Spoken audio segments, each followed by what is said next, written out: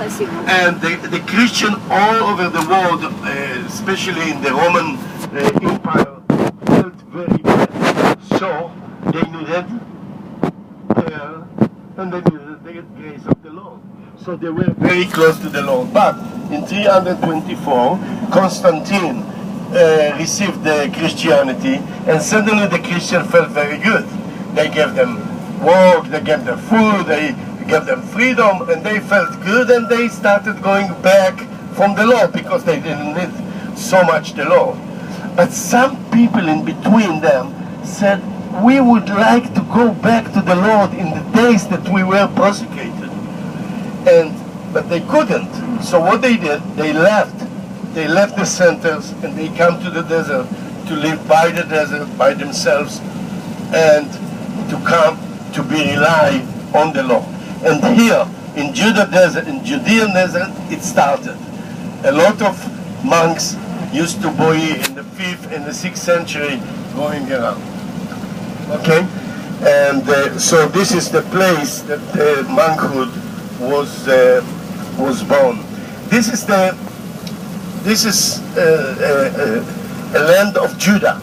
When Judah and Israel became to be two nations, two kingdoms, this is the kingdom of Judah. And you remember David? David was from the kingdom of Judah, and he used to go with his lambs and with his. He was a shepherd. And he used to go all over the place, because in the desert you cannot stay in one place, because there is not a lot of growth, and the lambs and the cattle is finishing it very fast, so you have to go to another place. So he used to go with his lambs all over, by the Dead Sea, by En-Gedi, that its oasis will be there today. So he knew very well the geographic of the place. It's why, and we'll speak about it when we'll be in En-Gedi, it's why when Saul ran after him to En-Gedi and to the desert to catch him, David knew very well how to run away from him, because he knew the geographic of the region, and Saul was from Benjamin, and he didn't know. Okay, so it was the difficulty of Saul to put end on David, because David knew the desert very well. Even if you remember, he catch one time a lion and a bear. It makes David very strong, but it brings you a question: is there lions and bears in Israel? Used to be.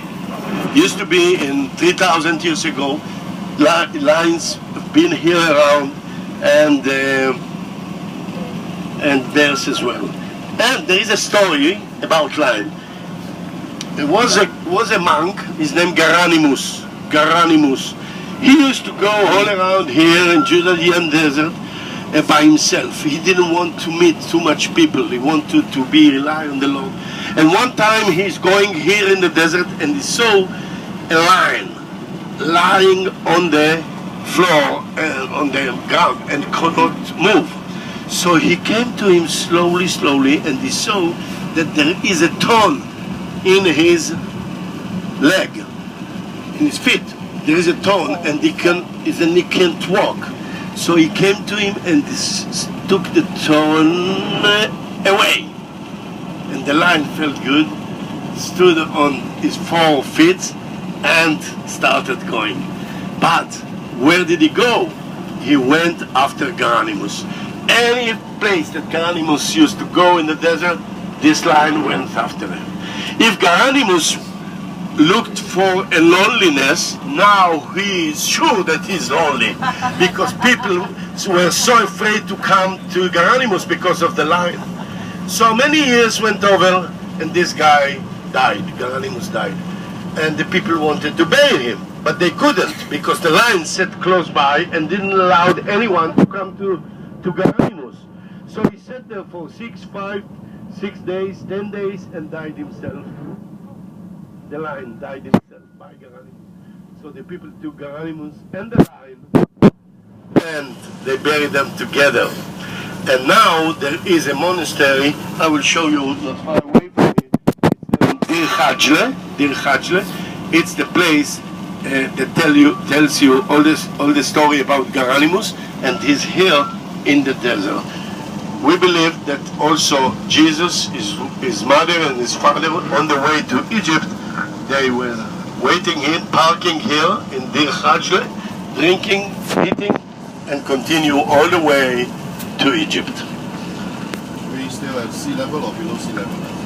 We are below sea level, but not that much. Jericho is on your left-hand side. This is Jericho. Surely that this Jericho, this place is the modern city. But I think we are going to be in Jericho and to see also, tell Jericho that it's the oldest city in the world. You will see a lot of palm trees. Do you know palm trees? Yeah. You will see a lot of palm trees here around because palm trees are able to live without water. I mean, no one can live without water, but without